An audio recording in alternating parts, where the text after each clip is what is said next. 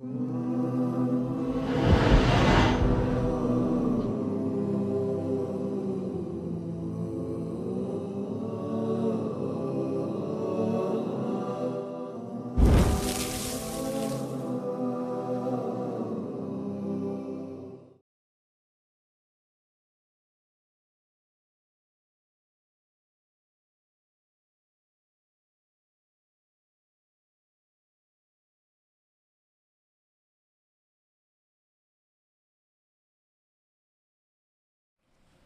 الحمد لله نحمده ونستعينه ونستغفره ونعوذ بالله من شرور أنفسنا ومن سيئات أعمالنا من يهد الله فلا مضل له ومن يضلل فلا هادي له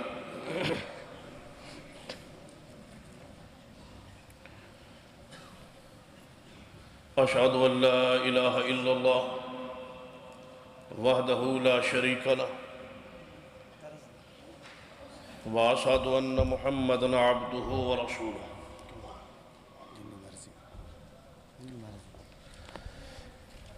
أما بعد فإن خير الحديث كتاب الله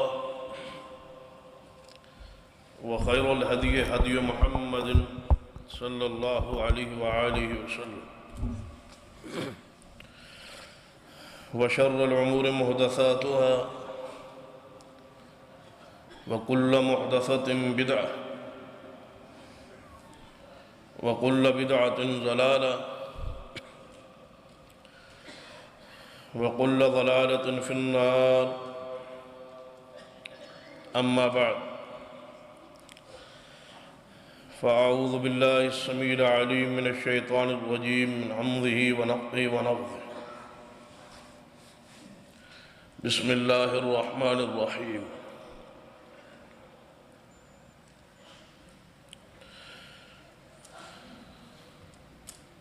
هاتوا برهانكم إن كنتم صادقين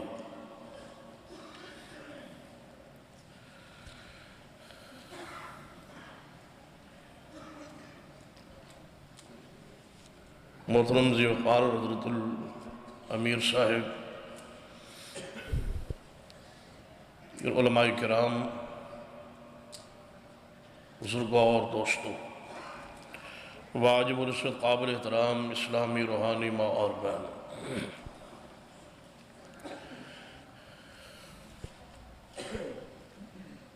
میرا ذمہ جو عنوان لگایا گیا ہے وہ ہے طائفہ منصورہ۔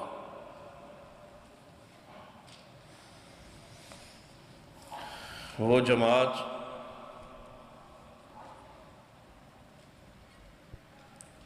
جس پر اللہ کا ہاتھ ہے، وہ جماعت جس کے ساتھ اللہ کی مدد ہے، وہ جماعت جس کو اس کائنات میں دلائل کا غلبہ حاصل ہے، وہ جماعت جو قیامت والے دن نجات پائے گی۔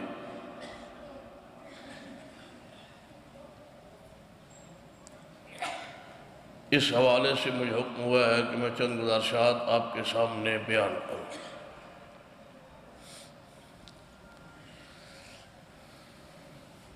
سرور کائنات محمد رسول اللہ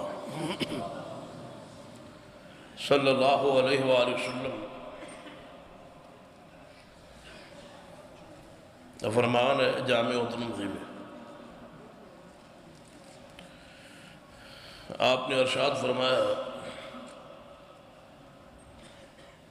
کہ میری امت 73 فرقوں میں تقسیم ہو جائے، کلہم فی النار الا ملۃ واحدہ۔ وہ 73 فرقوں میں سے 72 جہنم میں جائیں، صرف ایک جماعت جنت میں جائے گی، کامیاب ہو۔ اس حدیث سے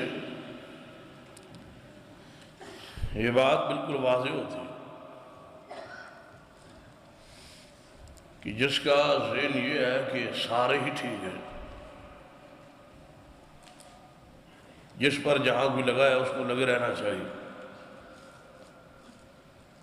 یہ بات بنیادی طور پر ہی صحیح ہے۔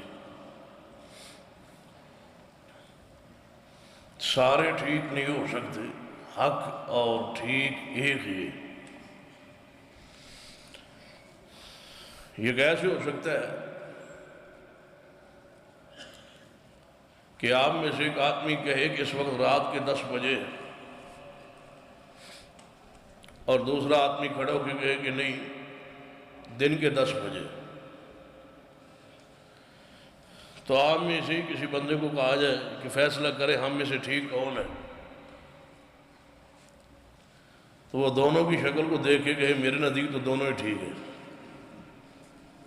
رات کے 10 جو کہہ رہا ہے وہ بھی ٹھیک ہے اور جو دن کے 10 کہہ رہا ہے وہ بھی ٹھیک۔ دونوں ٹھیک، دونوں حق پر نہیں ہو سکتے۔ حق پر صرف ایک گروہ، ایک جماعت۔ وہ نبی اکرم صلی اللہ علیہ وسلم وضاحت فرما دی کہ میری امت فرقوں میں تقسیم ہو جائے، لیکن افسوس کہ یہاں تک حدیث کو ہم سارے مانتے ہیں کہ اس امت کے فرقے بن جائیں گے، فرقوں میں یہ تقسیم ہو جائے۔ حدیث کا جو اس سے اگلا حصہ ہے اس پر غور نہیں کرتے کہ ان سارے فرقوں میں سے 72 جہنم میں جائے، ایک گروہ حق پر قائم رہے۔ لیکن آج کیسے تعین ہوتا کہ اس دنیا میں کون سا وہ گروہ ہے جو حق پر قائم؟ لازم بات ہے کسی کا نام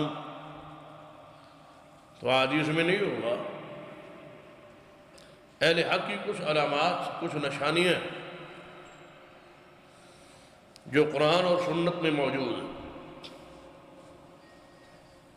اگر ہم سارے کے سارے اپنے دماغ کو، اپنے ذہن کو صاف کر کے تعصب سے ہٹ کے غور کریں، سنجیدگی کے ساتھ، تو وہ علامات، وہ نشانیاں آج وہ کون سا گروہ ہے جس میں موجود، جس میں وہ علامات پائی جائیں جو اہل حق کی رسول اللہ صلی اللہ علیہ وسلم نے بیان فرمائی ہے، تو یقیناً وہ گروہ حق، کیونکہ نبی اکرم صلی اللہ علیہ وسلم کی زبان سے غلط بات نہیں نکل سکتی۔ آپ نے جو فرمایا ہے وہ حق اور سچ ہے۔ جیسے امیر محترم فرما رہے ہیں کہ رسول اللہ صلی اللہ علیہ وسلم جب بھی بولتے ہیں اللہ کی وحی سے تو وہی خطا سے پاک ہے، وہی کہ حفاظت کرنے والا خود اللہ ہے۔ اِنَّا نَحْنُ نَزَّلْنَا الذِّكْرَ وَإِنَّا لَهُ لَحَافِظُونَ کا تقاضا بھی یہ ہے کہ ہم نے اس دین کو نازل کیا اور ہم ہی اس کے محافظ ہیں۔ تو اور فرمائے کم از کم آج کی اس محفل اور اس مجلس میں پوری سنجیدگی کے ساتھ آپ غور کریں کہ اس وقت دنیا میں جتنے گروہ اور فرقے موجود ہیں ان میں سے حق والا گروہ کون سا ہے۔ اور میں کہا کرتا ہوں کہ جس شخص کو اللہ تعالیٰ نے اس سرزمین عرب میں آنے اور رہنے کی سعادت بخشی ہے اور یہاں موجود ہے، اگر یہاں رہ کے بھی اس کو حق سمجھنا ہے تو بتائیں کہاں ہے؟ یہاں تو واضح شاعر موجود ہے، مکہ اور مدینہ کی صورت میں اور وہاں ایسی فیہ آیات بینات ہیں، اگر آپ ان پہ غور کریں گے، صرف اگر سنجیدگی کے ساتھ آپ حرمین شریفین کی عزت کو، عظمت کو، شان کو، مقام کو، اور وہاں اللہ کی جو نشانی ہیں ان کو ہی دیکھیں تو حق والے گروہ کا خود بخود تعین ہو جائے۔ لیکن قرآن و حدیث کی روشنی میں آپ کے سامنے چند علامات اہل حق کی وہ بیان کرتا ہوں۔ آپ خود غور کریں کہ وہ علامات، وہ نشانیاں آج اس دنیا میں کون سا وہ گروہ ہے جس میں موجود۔ دیکھیں سیدنا سلمان رضی اللہ تعالی ان کے استاد ایک عیسائی تھے، وہ دنیا سے جا رہے اور اپنے سلمان رضی اللہ عنہ شاگرد کو نصیحت کر رہے، اور اس پادری نے نبی اکرم صلی اللہ علیہ وسلم کی چند علامات اس کے سامنے رکھی کہ جس پیغمبر میں، جس ہستی میں یہ علامات پائی جائیں وہ اللہ کا سچا نبی ہوگا۔ میں نے زندگی گزاری ہے، تورات، زبور، انجیل کو پڑھا ہے، لہذا میری زندگی کے مطالعہ کا خلاصہ یہ ہے کہ ایک نبی آئے اور اس میں یہ علامات ہیں۔ سیدنا سلمان رضی اللہ عنہ وہ علامات ذہن میں رکھ کے چل نکلے اور مدینہ میں پہنچے، ادھر سے رسولہ ہجرت کر کے پہنچے۔ وہ علامات جو استاد نے بتلائی تھی وہ رسول اللہ صلی اللہ علیہ وسلم میں موجود تھی۔ صرف علامات کی روشنی ہی سے وہ پہچان گیا کہ یہ محمد رسول اللہ صلی اللہ علیہ وسلم۔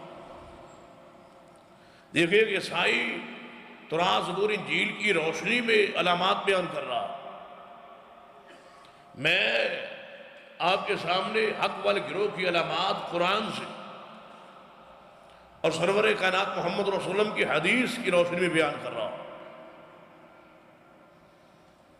اور غور کریں، دیکھیں، صرف اپنے ذہن کو صاف کریں، جس طرح سیدنا کعب بن مالک رحمہ اللہ کے بارے میں ایک واقعہ موجود ہے۔ کعب مسلمان ہوئے، سیدنا عباس رضی اللہ تعالیٰ کے پاس بیٹھے۔ سیدنا عباس نے سوال کیا ہے، کعب آپ نے نبی علیہ السلام کے زمانے کو پایا ہے، نبی علیہ السلام کی زیارت کی ہے، دیدار کیا ہے، لیکن آپ نے اس وقت اسلام قبول نہیں کیا۔ اس روایت پہ ذرا غور کریں کہ نبی علیہ السلام کا زمانہ بھی پایا، آپ کی زیارت بھی ہوئی، لیکن اسلام قبول نہیں کیا۔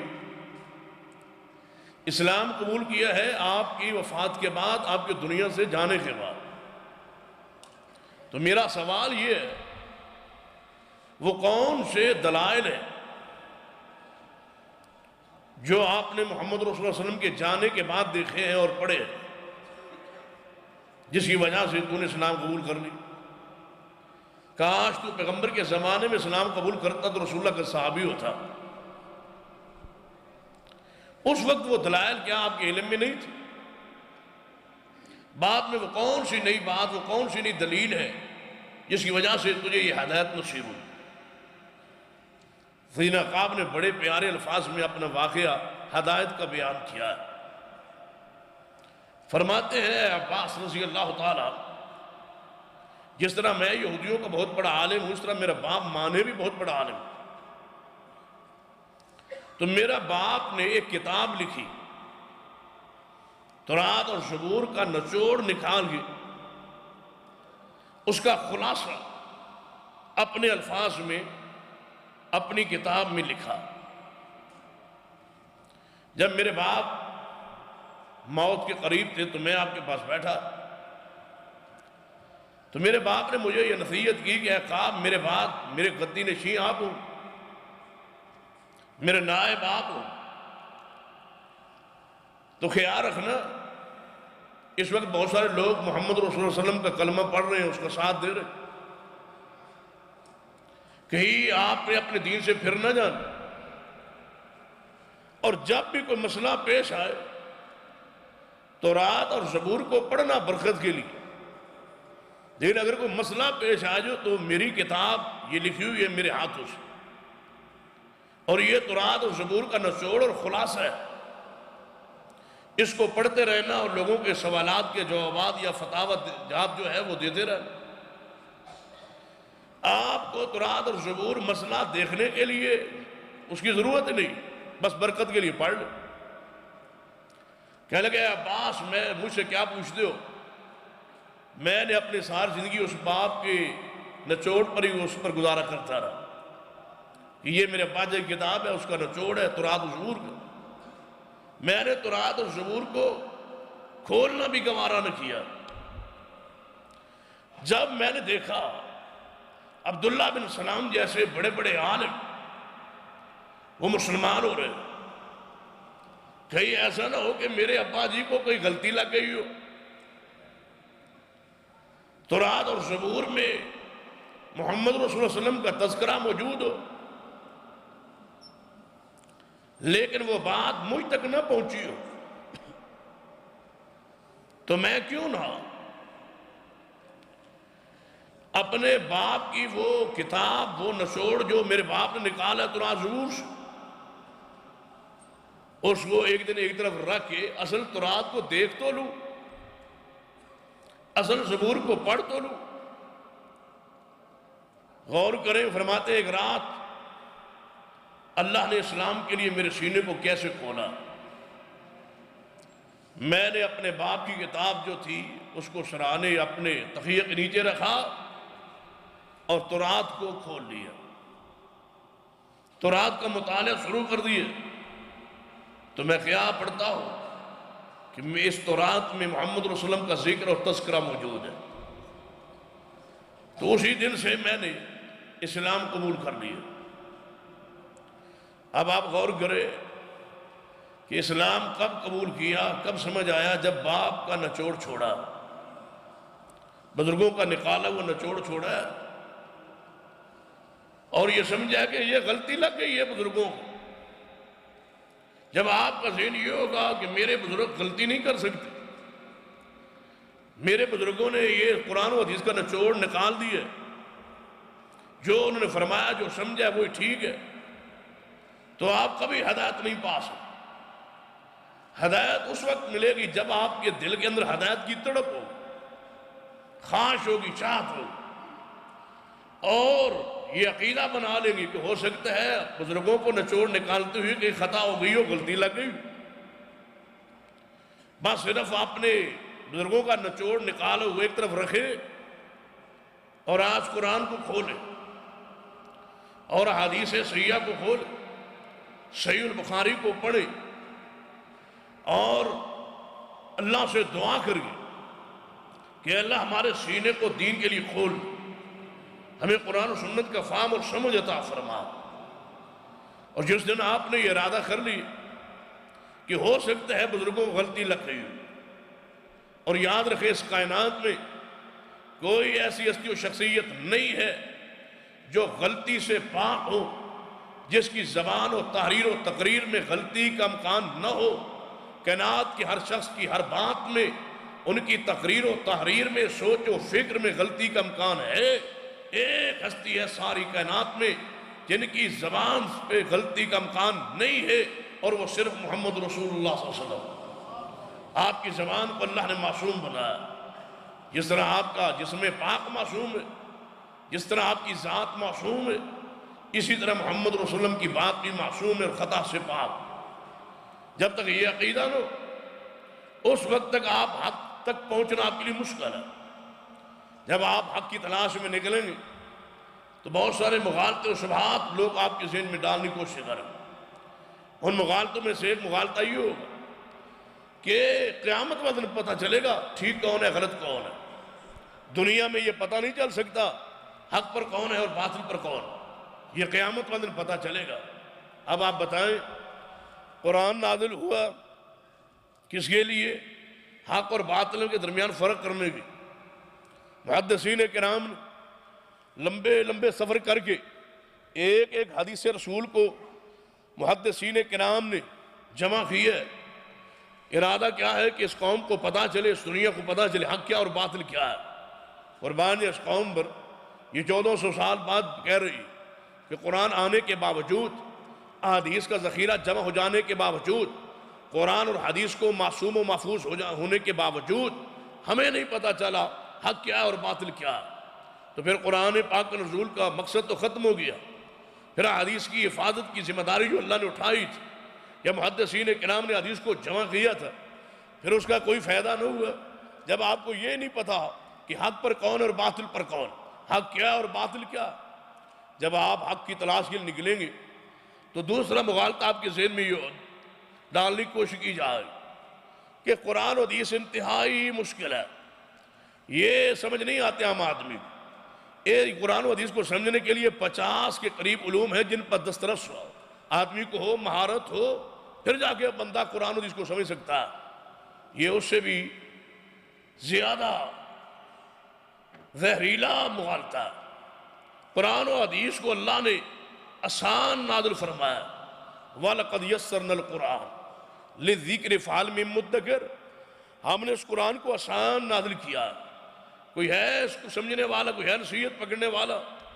تو قرآن آسان، اِنَّ الدِّينَ يُسْرٌ، نبی صلی اللہ علیہ وسلم فرمایا دین اسلام آسان، صحیح بخاری کی یہ روایت۔ تو لہذا قرآن آسان ہے، اور سرور کائنات محمد رسول اللہ صلی اللہ علیہ وسلم کی حدیث بھی آسان، صرف آپ سمجھنے کے لیے تڑپ لے کے اپنے گھر سے ذرا نکلے تو صحیح تلاش کے لیے حق پر کون ہے۔ تو میں علامات آپ کے سامنے چند قرآن و سنت کی روشنی میں رکھتا ہوں، پھر آپ خود غور کریں کہ یہ علامات، یہ نشانیاں کس گروہ میں موجود۔ قرآن پاک میں ارشاد ہے الذین آمنوا ولم یلبسوا ایمانہم بظلم اولئک لہم الامن وہم مہتدون، ہدایت یافتہ وہ لوگ ہیں جنہوں نے اپنے ایمان میں ظلم کو خلط ملط نہیں کیا، ظلم کو نہیں ملایا۔ اس آیت سے یہ بات واضح ہے، جس شخص کے ایمان میں ظلم نہیں ہے وہ حق پر ہے۔ اب آپ تلاش کریں کہ یہاں ظلم سے مراد کیا ہے۔ صحیح البخاری کتاب التفسیر میں حدیث ہے، سرور کائنات محمد رسول اللہ صلی اللہ علیہ وسلم کے پاس صحابہ اکرام آئے، عرض کرنے لگے یا رسول اللہ صلی اللہ علیہ وسلم، ہمیں اس آیت نے بہت پریشان کر دیا ہے، وہ کون سا شخص ہے جس سے کوئی نہ کوئی ظلم نہ ہو جائے، گناہ نہ ہو جائے؟ اس کا مطلب ہے جس کے ایمان میں ظلم مل گیا، یعنی گناہ مل گیا۔ یہاں ایک رک کے بات سمجھ لیں، صحابہ کرام کی زبان عربی اور قرآن پاک عربی میں نازل ہوا ہے۔ ظلم جو لفظ ہے انتہائی آسان ہے، اردو میں بھی استعمال ہوتا ہے، عربی میں بھی استعمال ہوتا ہے، لیکن صحابہ کرام ظلم کا معنی یہاں نہیں سمجھ پائے۔ رسول اللہ علیہ وسلم کے پاس تشریف لائے اور ایک پیغام دیا کہ منہج امت کے سامنے رکھا ہے کہ قرآن کو سمجھنے کے لیے لغت یاد رکھے، معامل ضرور ہے، صرف ہو، ناو ہو، گرامر ہو، یہ معامل ضرور ہے، معامل ہونے کا جناب انکار نہیں، لیکن قرآن کو سمجھنے کے لیے اصل لغت، اصل گرامر نہیں ہے، اصل محمد رسول اللہ صلی اللہ علیہ وسلم کی حدیث ہے۔ قرآن کے الفاظ کا وہ معنی جو رسول اللہ صلی اللہ علیہ وسلم متعین فرما دے، اس کا معنی وہی ہوگا، چاہے آپ کا ذہن مانے یا نہ مانے، معنی وہی ہوگا جو رسول اللہ صلی اللہ علیہ وسلم بیان فرما۔ اور دوسری بات، قرآن کو سمجھنے کے لیے حدیث ضروری ہے، جب تک حدیث ساتھ نہ ہو قرآن کا معنی سمجھ نہیں آ سکتا۔ اگر وہ بندہ یہ کہتا ہے میں قرآن کو صرف لغت سے سمجھ سکتا ہوں، میں قرآن کو منطق سے سمجھ سکتا ہوں، میں قرآن کو فلسفے سے سمجھ سکتا ہوں، میں قرآن پاک کو اپنی رائے، اپنے علم کی بنیاد پہ سمجھ سکتا ہوں، وہ غلط فہمی پہ، اس پہ گمراہ ہونے میں کوئی شک نہیں ہے۔ قرآن سمجھ آ سکتا ہے صرف اور صرف محمد رسول اللہ کی حدیث سے، حدیث رسول۔ بلکہ بعض لوگوں نے تو انکار کیا ہے، کہتے ہیں ہمارے لیے قرآن ہی کافی ہے، اور یاد رکھے بندہ کہنے لگا کہ ہمارے لیے قرآن کافی ہے۔ میں نے کہا اللہ کے بندے، قرآن کے ساتھ حدیث بھی ضروری ہے۔ کہنے لگا قرآن پڑھنے کا تو اللہ تعالیٰ اجر و ثواب دیتے، حدیث پڑھنے کا کوئی اجر و ثواب ہے؟ عجیب سوال۔ قرآن پڑھنے کا تو ثواب ہے، حدیث پڑھنے کی تلاوت کرنے کو اجر و ثواب ہے؟ میں نے کہا سنیے، قرآن پڑھنے کا اجر و ثواب ہے؟ کہنے لگا جی ہے۔ میں نے کہا قرآن پڑھیں، تلاوت کریں، کتنا ثواب ملتا ہے؟ کہنے لگا ایک حرف کے بدلے 10 نیکیاں نصیب ہوتی ہیں جب آدمی قرآن کی تلاوت کرتا ہے۔ میں نے کہا یہ کہاں لکھا ہے؟ کہنے لگا حدیث میں۔ میں نے کہا قرآن کا ثواب بھی بیان کیا ہے تو رسول اللہ کی حدیث نہیں بیان فرمایا۔ قرآن کی تلاوت کا اجر و ثواب بھی حدیث رسول نہیں بیان کیے۔ اگر حدیث رسول نہیں ہے تو قرآن کا معنی آپ کیسے سمجھیں گے؟ لہذا ضروری ہے کہ قرآن پاک کو سمجھنے کے لیے سرور کائنات محمد رسول اللہ صلی اللہ علیہ وسلم کی حدیث کو پڑھے، تلاوت کرے۔ اور حدیث پڑھنے کا اجر و ثواب کیا ہے؟ رسول اللہ صلی اللہ علیہ وسلم نے اس بندے کے لیے دعا کی، اور فتح الباری کے اندر امام ابن حجر اسقلانی رحمۃ اللہ قول لائے، فرماتا صحابہ کرام فرمایا کرتے تھے کہ رسول اللہ صلی اللہ علیہ وسلم جس بندے کے حق میں دعا فرما دیا کرتے تھے، ہم نے اپنے آنکھوں سے ایسے لوگوں کو دیکھا ہے 3 پشتوں تک پیغمبر کی دعا کے اثرات کو ہم نے خود مشاہدہ کیا، جس کے حق میں رسول اللہ صلی اللہ علیہ وسلم دعا فرما دی۔ رسول اللہ صلی اللہ علیہ وسلم نے حدیث سننے والے کے لیے، حدیث پڑھنے والے کے لیے، حدیث یاد کرنے والے کے لیے، اور حدیث کو آگے محفوظ کر کے پہنچانے والے کے لیے دعا دی ہے کہ اللہ اس بندے کے چہرے کو تر و تازہ رکھے جو میری حدیث کو سنے، یاد کرے اور پھر آگے پہنچا دے۔ اس سے بڑا رتبہ، اس سے بڑا مقام، اس سے بڑی عظمت اور کیا ہو سکتی ہے جس کے رسول اللہ صلی اللہ علیہ وسلم دعا فرما رہے ہیں؟ تو غور فرمائیں، صحابہ کرام آئے، یا رسول اللہ صلی اللہ علیہ وسلم یہاں ظلم سے مراد کیا ہے؟ ہر آدمی سے کوئی نہ کوئی غلطی و گناہ تو ہو جاتے۔ آپ نے فرمایا میرے صحابہ آپ نے قرآن نہیں پڑھا، ان الشرک لظلم عظیم، وہ شرک ہے جس کو ظلم عظیم کہا گیا ہے۔ اس آیت کے اندر ظلم سے مراد شرک ہے۔ جس کے ایمان کے اندر شرک مل جائے اس کا ایمان اس کے لیے نفع مند نہیں ہوتا، اس کے لیے فائدہ مند نہیں ہوتا۔ جس کے عقیدے میں شرک آ جائے وہ حق والا نہیں ہو سکتا، وہ گروہ ہدایت پر نہیں ہو سکتا۔ ہدایت پر ہونے کے لیے ضروری ہے کہ جو وہ گروہ، وہ طائفہ منصورہ عقیدہ توحید پر قائم ہو۔ اور میں پوری بصیرت کے ساتھ دلال کی روشنی میں اپنے علماء اور قیادت کی موجودگی میں یہ بات کہہ سکتا ہوں، اس اللہ کی زمین پر صرف اہل سنہ اہل الحدیث ایسا گروہ ہے جس کے عقیدے میں شرک موجود نہیں ہے۔ اللہ نے ہمیں شرک سے محفوظ رکھا ہے، شرک کی غلاظت سے ہمیں اللہ نے بچا لیا، محفوظ کر لیے۔ اور کبھی آپ نے غور کیا، اور ہمارے بہت سارے نام رکھے گئے، کوئی ہمیں وہابی کہتے، کوئی نجدی کہنے والے، کوئی اور الفاظ سے یاد کرتے، لیکن اللہ کی زمین پر ہمیں مشرک کہنے والا کوئی نہیں۔ پوری دنیا یہ مانتی ہے کہ یہ گروہ حق پر قائم ہے، عقیدہ توحید پر قائم ہے، اور میں پورے وثوق سے کہہ سکتا ہوں کہ ہمارے عقیدے کے اندر شرک نہیں ہے۔ ہم توحید ربوبیت کو ماننے والے، توحید الوہیت کو ماننے والے، توحید اسماء و صفات کو ماننے والے، اس پر عقیدہ رکھنے والے، اسماء و صفات کے عقیدہ توحید کو ماننے والے، اللہ کے استواء علی العرش کو ماننے والے، اللہ کی صفات کو، اسماء کو بغیر کسی تعویل کے، بغیر کسی تعطیل کے، بغیر کسی تمثیل کے ماننے والے اللہ کی زمین پر صرف اہل سنہ اہل الحدیث ہیں، جن کا عقیدہ ہے عقیدہ توحید پر ہم قائم ہیں۔ اور اللہ کی رحمت سے میری بات پہ ذرا پوری توجہ آپ فرمائیں، الذین آمنوا ولم یلبسوا ایمانهم بظلم۔ آج لوگ یہ کہہ رہے ہیں، ہمارے خاص کر پاکستان میں یہ بات پھیلائی جا رہی ہے کہ یہ امت توحید ہے، اس میں کوئی آدمی مشرک نہیں ہو سکتا۔ اگر شرک کریں بھی نا تو کہتے ہیں مشرک نہیں ہو سکتا، کیونکہ صحیح البخاری کے اندر حدیث ہے، رسول اللہ صلی اللہ علیہ وسلم نے فرمایا میرے صحابہ مجھے اس بات کا کوئی خوف و خطرہ نہیں ہے کہ تم میرے بعد شرک کرو گے، مجھے اس بات کا تو خطرہ ہو سکتا ہے کہ دنیا کے معاملات میں تم کھو جاؤ گے، لیکن اس بات کا ڈر نہیں ہے کہ تم شرک کرو گے۔ اس حدیث سے یہ ثابت ہوتا ہے کہ اس امت میں کوئی آدمی شرک نہیں کر سکتا۔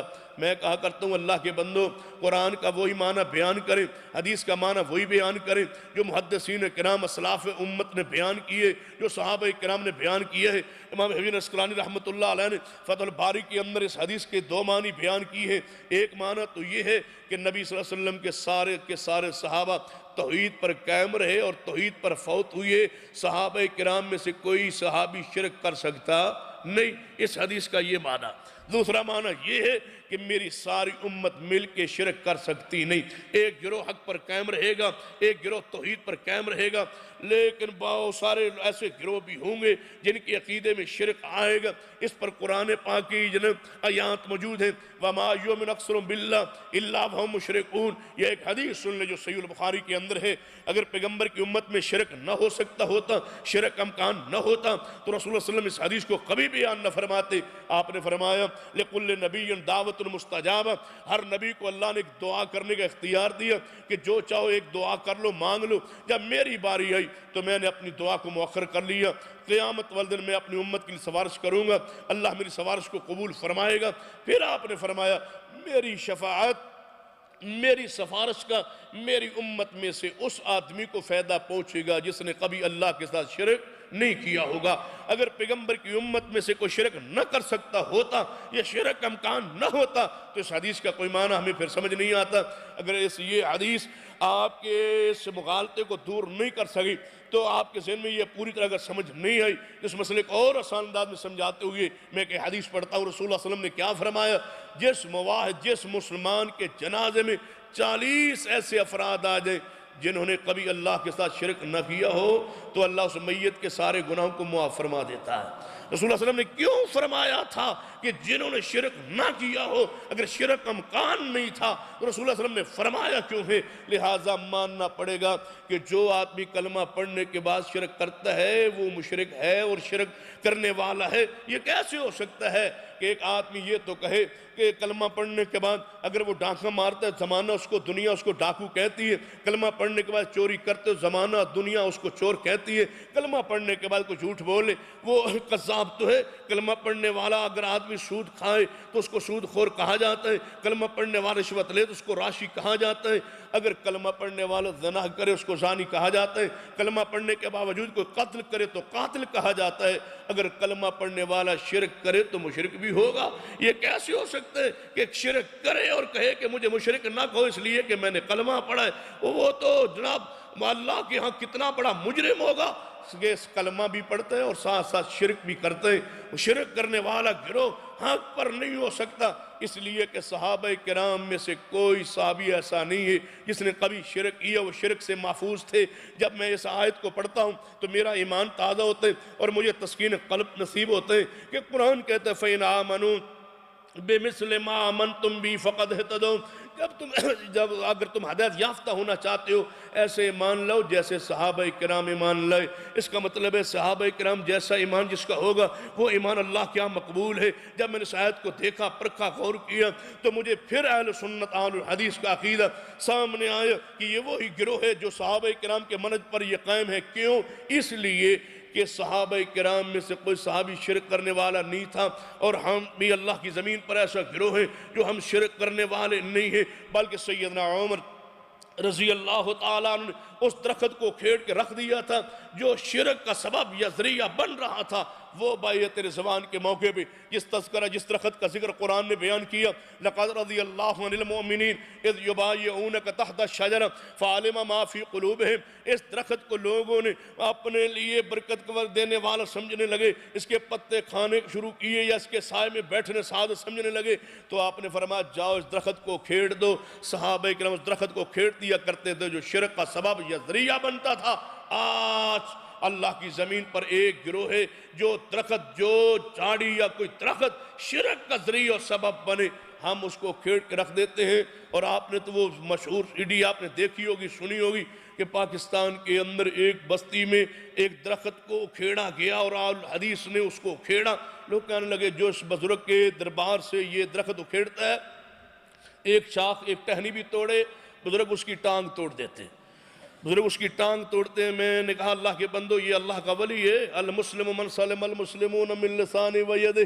مسلمان تو وہ ہوتا ہے جس کی زبان اور ہاتھ سے دوسرا مسلمان محفوظ رہے۔ یہ ولایت کا معیار نہیں ہے، ولایت وہ ہے، اللہ کا ولی وہ ہے جو قرآن کا پابند ہو، سنت کا پابند ہو، حدیث کا پابند ہو، شریعت کا پابند ہو، جس کو اٹھک بیٹھک جو سنت کے مطابق دین کے مطابق ہو۔ جو لوگوں کی ٹانگیں توڑتا پھرے وہ اللہ کا ولی، تو ہمیں کہتے ہو ہم ولایت کو نہیں مانتے؟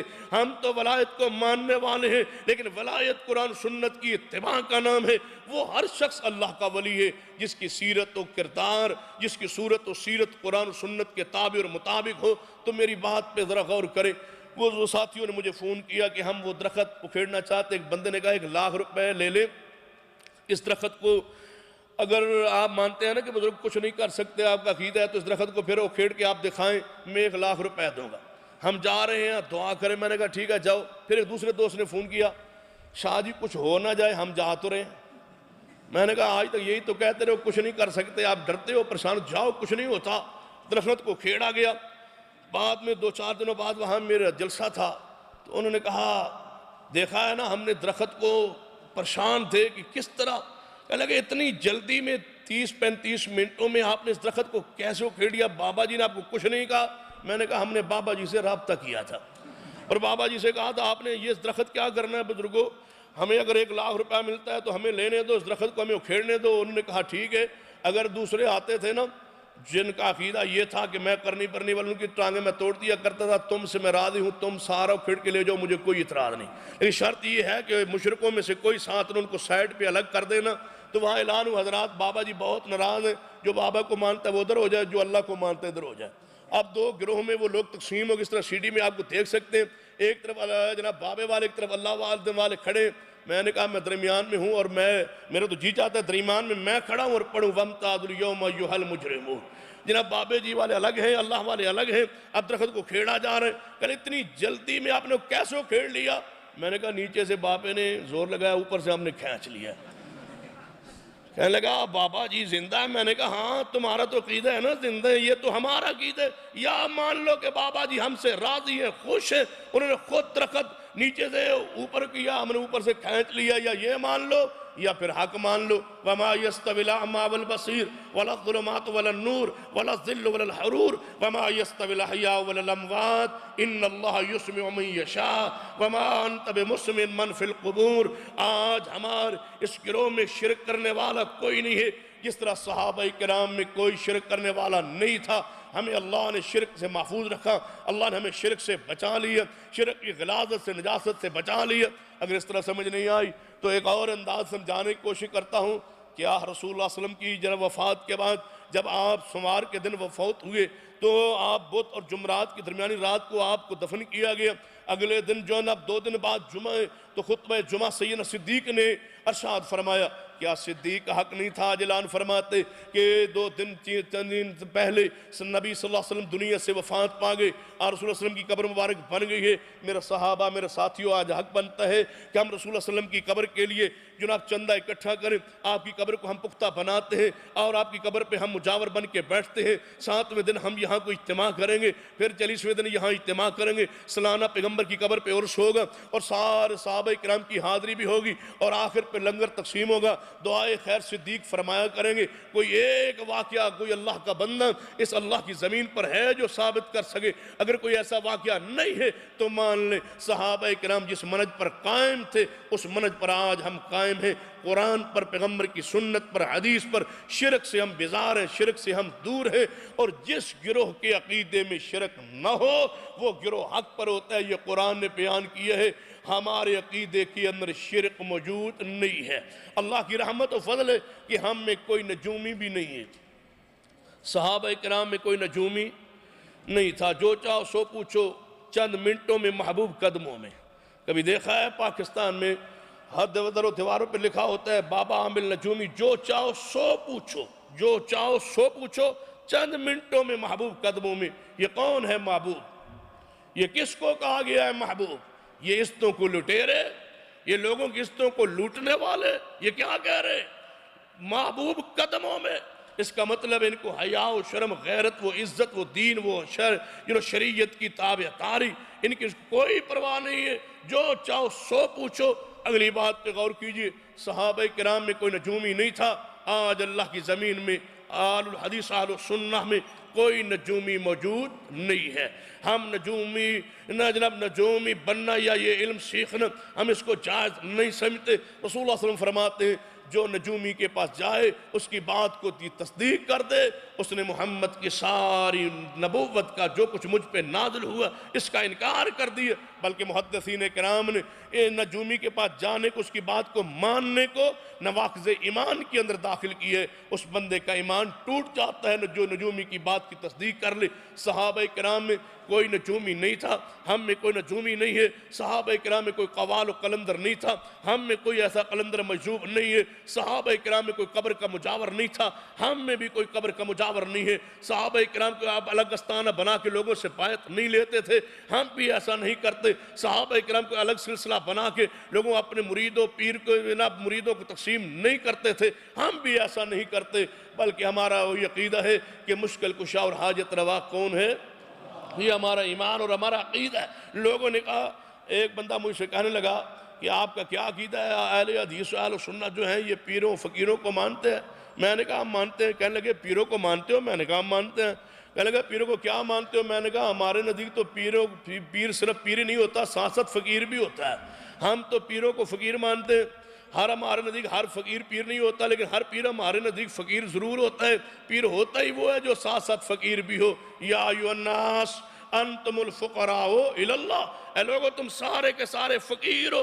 ہر پیر فقیر ہوتا ہے. کہنے لگا پیروں کو تم مشکل کشا نہیں مانتے؟ میں نے کہا ہمارے علاقے میں تو مرید مشکل کشا ہے. کہنے لگا وہ کیسے؟ میں نے کہا پیروں کو گاڑیوں میں تیل ڈالنے کے لیے پیسے کون دیتا ہے؟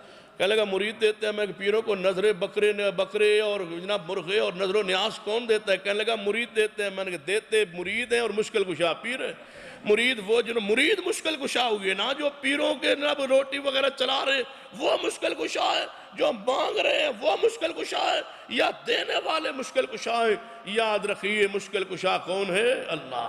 اللہ کے علاوہ کوئی مشکل کشا نہیں ہے. اس منہج، اس فکر، اس عقیدے پر، اس اللہ کی زمین پر ہم قائم ہیں. یہ اہل حق کی پہلی علامت، پہلی نشانی ہے کہ جو اہل حق ہوتے ہیں وہ شرک کر سکتے نہیں. جو اہل حق ہوتے ہیں وہ قبر کی پوجا نہیں کرتے. جو اہل حق ہوتے ہیں قبروں کا احترام کرتے، قبر کی پوجا نہیں کرتے، اولیاء کا احترام کرتے، اولیاء سے مانگتے نہیں. بندہ کہنے لگا تم اولیاء سے نہیں مانگتے؟ میں نے کہا نہیں. کہنے لگا کیوں؟ میں نے کہا ہم نہیں مانگتے. کہنے لگا تم غیر اللہ سے مانگو تو تم مباید ہو، اگر ہم مانے تو ہمیں آپ مشرک کہتے ہیں. میں نے کہا کیسے؟ کہنے لگا تم بھی تو غیر اللہ سے مانگتے ہو نا. میں نے کہا ہم کیسے مانگتے ہیں؟ کہنے لگا تم اپنی بیوی سے جا کے گھر میں روٹی نہیں مانگتے، بیوی کو کہتے ہو کہ مجھے روٹی لا دے، یہ غیر اللہ نہیں ہے، یہ شرک نہیں ہے. میں نے کہا اللہ کے بندو، بیوی گھر میں موجود ہو، تاطر سباب اس کو کہنا کہ روٹی لا دے، پانی لا دے، یہ شرک نہیں ہے. کہنے لگا شرک کیا ہے؟ میں نے کہا بیوی گھر میں موجود اس کو کہنا روٹی لا دو، پانی لا دو، یہ شرک نہیں ہے. شرک کیا ہے؟ میں نے کہا بندہ گھر جائے، بیوی میکے گئی ہو، گھر میں موجود نہ ہو، بندہ اپنی چرپائی پہ بیٹھ کے میری بیوی مجھے روٹی لا دے. کسی نے کہا بیوی تو گھر میں ہے نہیں. کہنے لگا میری جو بیوی ہے یہاں سے بھی سنتی ہے اور وہاں سے روٹی دے سکتی ہے. یہ شرک ہے. اگر بیوی پاس موجود ہو، تاطر سباب مدد لینا شرک نہیں ہے. بیوی گھر میں موجود نہ ہو، اس کو پکارنا شرک ہے. اللہ کا ولی زندہ ہو، پاس موجود ہو، اس سے دعا کروانا شرک نہیں ہے بلکہ سنت ہے. اللہ کا ولی فوت ہو جائے پھر اس سے دعا کروائی نہیں جا سکتی، پھر اس کے لیے دعا ہو سکتی ہے اللہم اغفر لحینا ومیت. جب سامنے جنازہ پڑھا، کہاں یاد ہے میری جماعت کے شیخ القرآن مولانا محمد حسین شغپوری، اللہ ان کی قبر پہ کروڑوں رحمت نازل فرمایا کرتے تھے جب میت کو آگے رکھتے ہو، بزرگوں کی میت ہو، اعلیٰ سے اعلیٰ بندے کی میت ہو، بڑی ہستی و شخصیت کی میت ہو، تو کیا کہتے ہو جنازے میں؟ اللہم اغفر لحینا. آگے کیا ہے؟ نہیں، میتنا نہیں کہنا، بزرگوں کی میت ہے نا. آپ اس طرح کہیں اللہم اغفر لحینا وحینا، تاکہ آگے جو بزرگ پڑے ہیں وہ زندہ ہیں. نہیں، اللہم اغفر لحینا ومیتنا، مان لیا سامنے کون ہے؟ میتنا. اللہم اغفر لحینا ومیتنا، مانا کہ ہم زندہ ہیں اور یہ کون ہے؟ یہ مر چکا ہے، یہ فوت ہو چکا ہے، یہ مرتا ہے. اب یہ مشکل کشا حاجت روا نفع نقصان کا مالک نہیں ہے، ہماری پکار کو سنتا نہیں ہے. میں نے ایک جگہ پہ کہا کہ یہ ہماری پکار نہیں سنتے. کہنے لگے کیا کہتے ہیں؟ میں نے کہا مردے ہماری پکار نہیں سنتے. کہنے لگے ہم بھی یہی کہتے ہیں، مردے پکار سنتے نہیں، لیکن ہمارے بزرگ جو ہوتے ہیں وہ مردے ہوتے نہیں. ہم بھی یہ کہتے ہیں مردے نہیں سنتے، لیکن وہ مردے ہوتے نہیں. مردے ہوں تو نہ سنیں، وہ زندہ ہوتے ہیں. میں نے کہا قبر میں زندہ ہوتے ہیں؟ کہنے لگے ہاں زندہ ہوتے ہیں. میں نے کہا تجربہ نہ کریں. تجربہ کیسے؟ میں نے کہا ایک زندہ بزرگ دے دیں جس کی عمر 63 سال پوری ہو چکی ہے. ایک زندہ بزرگ دے دیں جو ابھی مرا نہ ہو، زندہ ہو، سلامت ہو. کہنے لگے کیا کرو گے؟ میں نے کہا تجربہ کرنا ہے کہ قبر کے اندر زندہ رہتا ہے یا مردہ رہتا ہے. میں نے کہا اس کو غسل دے کے کفن دے کے اس کا جنازہ پڑھ کے زندے کا اس کو دفن کر دیں گے، دفن کرنے کے بعد 5-6 گھنٹے کے بعد اس کی میت کو دوبارہ قبر کو کھود کے اس کی میت کو باہر نکال کے آپ کو واپس کر دیں گے۔ کہنے کہ وہ تو مر جائے گا۔ اچھا زندہ کو دفن کرے تو مر جاتا ہے؟ کہنے کہ ہاں زندہ کو قبر میں دفن کرے تو مر جاتا ہے، مرے ہوئے کو دفن کرے تو زندہ ہو جاتا ہے۔ میں نے کہا پھر کوئی پاگل آدمی یہ بات مان سکتے ہیں؟ اور زندے کو جہاں تم مردوں کو زندہ کیے پھرتے ہو، اللہ قسم وہاں تو زندہ دفن کر دیا جائے تو وہ بھی مر جاتا ہے، وہ بھی زندہ نہیں رہتا۔ وَمَنْ أَضَلُّ مِمَّنْ يَدْعُو مِن دُونِ اللَّهِ مَن لَّا يَسْتَجِيبُ لَهُ إِلَىٰ يَوْمِ الْقِيَامَةِ وَهُمْ عَن دُعَائِهِمْ غَافِلُونَ۔ کہنے لگے جب اگر وہ سنتا نہیں ہے تو پھر آپ جا کے قبرستان میں کیوں کہتے ہیں السلام علیکم یا اہل القبور؟ اگر سنتا ہے تو تبھی تو سلام ہوتا ہے۔ میں نے کہا اللہ کے بندو، ہم سلانے کے لیے سلام نہیں کہتے، ہم جا کے دعا کرتے ہیں قبرستان میں جا کے کہ اے قبر والوں تم پہ اللہ کی رحمت ہو، سلامتی ہو، ان کے لیے سلامتی کی دعا کرتے ہیں، مغفرت کی دعا کرتے ہیں، سنانا مقصود نہیں ہوتا۔ کہنے لگے نہیں وہ سنتے ہیں تو سلام کہتے ہیں نا۔ میں نے کہا 2-4 ایکڑ میں قبرستان ہے، بہت بڑا قبرستان ہے، ایک دروازے سے قبرستان ایک بندہ داخل ہوا، اس نے سلام کہا، سارے قبر والوں نے سن لیا؟ کہنے لگے ہاں پورے قبرستان والوں نے سن لیا۔ میں نے کہا دوسری طرف ایک کونے پر کچھ بندے زندہ موجود تھے جو قبر بنا رہے تھے کسی میت کے لیے، جب یہ داخل ہوا تو اس نے سلام کہا، سارے مردوں نے سن لیا؟ کہنے لگے سارے مردوں نے سن لیا۔ میں نے کہا 2-4 بندے زندہ پھر رہے تھے انہوں نے سنا؟ کہنے لگے نہیں انہوں نے نہیں سنا، مردوں نے سن لیا۔ زندے نے سلام دیا، مردے سارے نے سن لیا، جو زندہ بندے پھر رہے تھے قبر سے انہوں نے نہیں سنا۔ میں نے کہا اچھا جب سلام کہتے ہیں میت کو تو وہ سنتا ہے؟ کہنے لگا سنتا ہے۔ میں نے کہا پھر وہ جواب بھی دیتا ہوگا؟ کہنے لگا ہاں جواب دینا چاہیے اس کو، جب وہ مردہ ہے اس نے سلام سن لیا، سلام سننے کے بعد جواب دینا تو فرض ہو جاتا ہے، ضروری ہو جاتا ہے، وہ جواب بھی دیتا ہوگا۔ سنتا ہے جواب دیتا ہوگا، سن لیا ہے جواب دیتا ہوگا، جواب ہوگا اور سن لیا۔ میں نے کہا جواب دیا؟ کہنے لگا میں نے کہا جواب میں کیا کیا اس مردے نے؟ کہنے ہم نے کہا السلام علیکم یا اہل القبور، انہوں نے جواب میں دیا ہوگا وعلیکم السلام یا اہل الدنیا، یہی کہا ہوگا۔ تو میں نے کہا پھر آپ نے اس کا جواب سنا ہے؟ اور جب آپ نے سلام دیا اس کو تو اس نے سنا؟ جی سنا ہے۔ اچھا اس نے جواب دیا؟ جی جواب دیا۔ میں نے کہا سنا ہے؟ کہنے لگا ہم نے تو نہیں سنا۔ تو میں نے کہا پھر مردہ کون ہے؟ آپ نے سلام دیا، اس نے جناب سن لیا اور جواب دیا، آپ نے جواب سنا ہے؟ کہنے لگا میں نے جواب نہیں سنا۔ میں نے کہا اللہ کے بندو پھر فیصلہ کرو مردہ کون ہے؟ میرا تو ذہن یہ کہتا ہے کہ بزرگوں کو باہر نکال لیا جائے، آپ کو وہاں رکھ دیا جائے تاکہ انصاف تو ہونا، جو سن رہا ہے اس کو باہر نکالی، جو نہیں سنتا زندہ ہو کے اس کو وہاں دفن کر دیا جائے۔ اللہ کے بندو تم نے اللہ کے مقام کو، قدر کو، عزت کو نہیں پہچانا، اللہ کی شان کو نہیں پہچانا۔ الذین آمنوا ولم یلبسوا ایمانهم بظلم، جو گروہ اپنے ایمان میں ظلم نہ ملا، شرک نہ ملائے، وہ ہدایت یافتہ ہے۔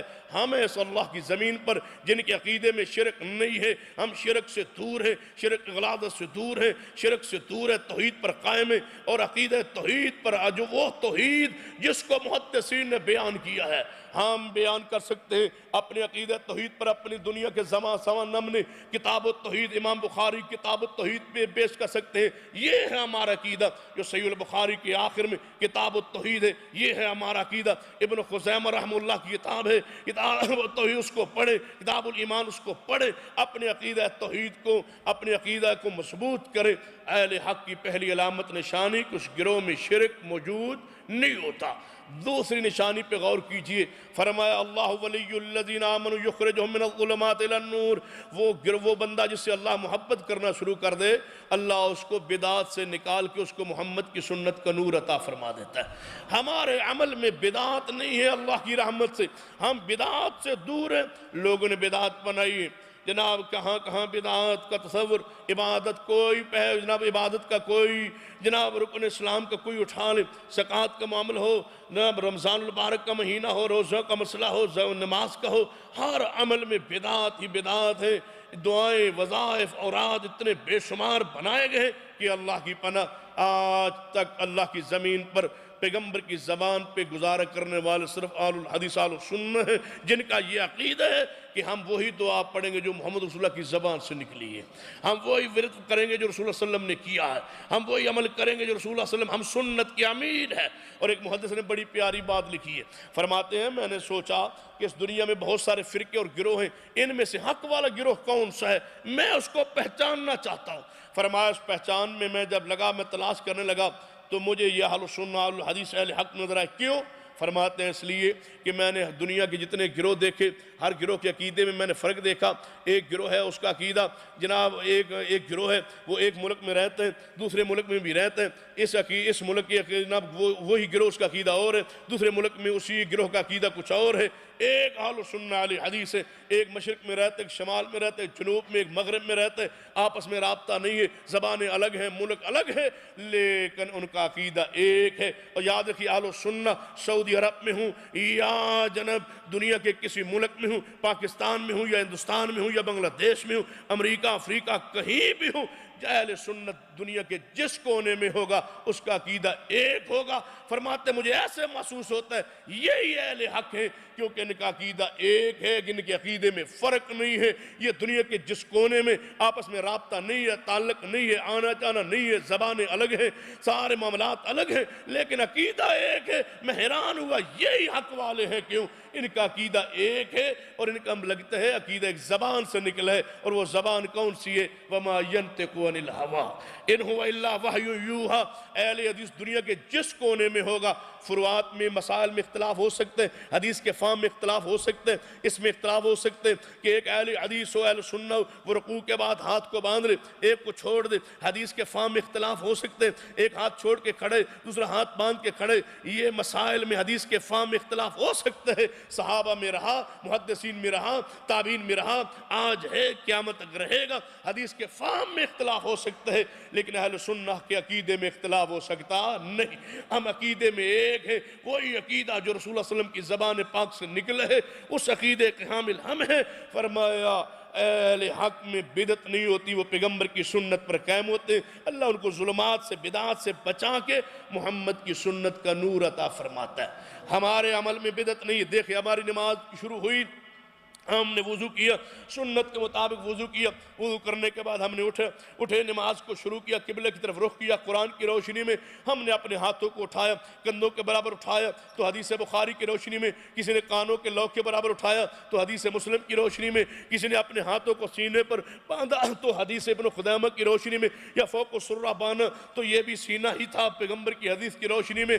اگر کسی نے سبحانک اللہم پڑھا تو حدیث کی روشنی میں، اللہم باعث بین پڑھا تو صحیح البخاری کی روشنی میں، سورۃ الفاتحہ کو پڑھا تو حدیث کی روشنی میں، آمین کو کہا تو حدیث کی روشنی میں، رکوع جات الفیدین کیا تو حدیث کی روشنی میں، رکوع سے سر اٹھایا تو حدیث کی روشنی میں، جناب سجدے میں گئے تو حدیث کی روشنی میں، پہلے جناب اپنے ہاتھوں کو لگایا تو حدیث کی روشنی میں، دو سجدوں کے درمیان جناب بیٹھے تو حدیث کی روشنی میں، آخر تشہد میں تورک کیا تو حدیث کی روشنی میں، دوسری رکعت کے لیے اٹھتے ہوئے جناب جلسہ استراحت کیا تو حدیث کی روشنی میں۔ ایک عمل کوئی ہے اللہ کی زمین پر ایسا بندہ جو مجھ سے کہے یہ عمل تم کرتے اس کی دلیل پیش کر دو۔ اہل حدیث اہل سنت کا ہر فرد جو عمل دین سمجھ کے اجر و ثواب سمجھ کے کرتا ہے اس پر دلیل رکھتا ہے۔ ہم جنازہ پڑھتے ہیں دلیل کے ساتھ، میت کو اٹھاتے ہیں دلیل کے ساتھ، دفناتے ہیں دلیل کے ساتھ، قبر بناتے ہیں دلیل کے ساتھ، قبر کی جناب کتنے اونچی ہو دلیل کے ساتھ، قبر پہ کیسے دعا کرنی ہے دلیل کے ساتھ، بچہ گھر میں پیدا ہو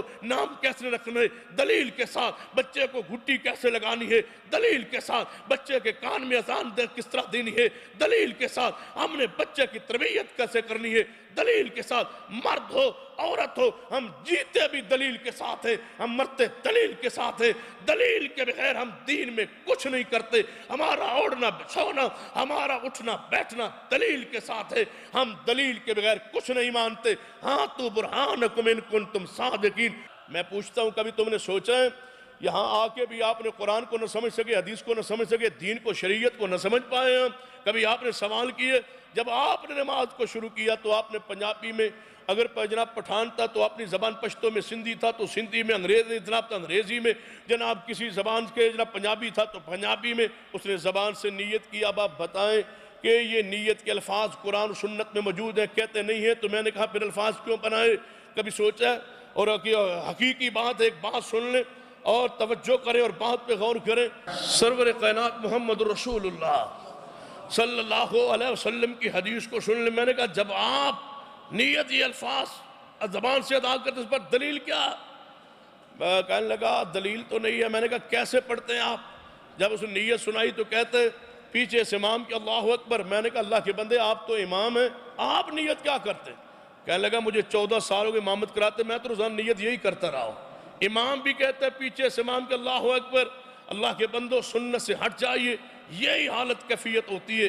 تو میری بات پہ غور فرمائیں، اہل حق وہ ہوتے ہیں جو عقیدہ توحید پر قائم ہوں، اہل حق کا گروہ وہ ہے، طائفہ منصورہ وہ ہے جو پیغمبر کی سنت پر قائم ہوں۔ اہل حق کی علامات و نشانیاں اور بھی حدیث میں موجود ہیں، اور ایسے شواہد موجود ہیں جن کی بنیاد پر پوری بصیرت کے ساتھ یہ کہا جا سکتا ہے یہی وہ گروہ اہل سنت ہے جو عقیدہ توحید پر قائم ہے۔ یہی مسلک و منہج تھا امام شافعی رحمہ اللہ کا، یہی منہج و مسلک تھا امام احمد بن حنبل رحمۃ اللہ علیہ کا، یہی مسلک و منہج تھا امام مالک رحمۃ اللہ علیہ کا، یہی مسلک و منہج تھا امام ابو حنیفہ رحمۃ اللہ علیہ کا۔ یہی فرما گئے کہ صحیح حدیث میرا مذہب ہے۔ امام مالک فرما گئے ہر انسان کی بات غلط ہو سکتی ہے، اگر صحیح ہے تو صرف محمد رسول اللہ کی ہر بات صحیح ہے۔ امام شافعی رحمۃ اللہ یہی فرما گئے کہ پیغمبر کے مقابلے میں کسی کی بات کو نہ مانا جائے، حدیث سنت کو تسلیم کر لیا جائے۔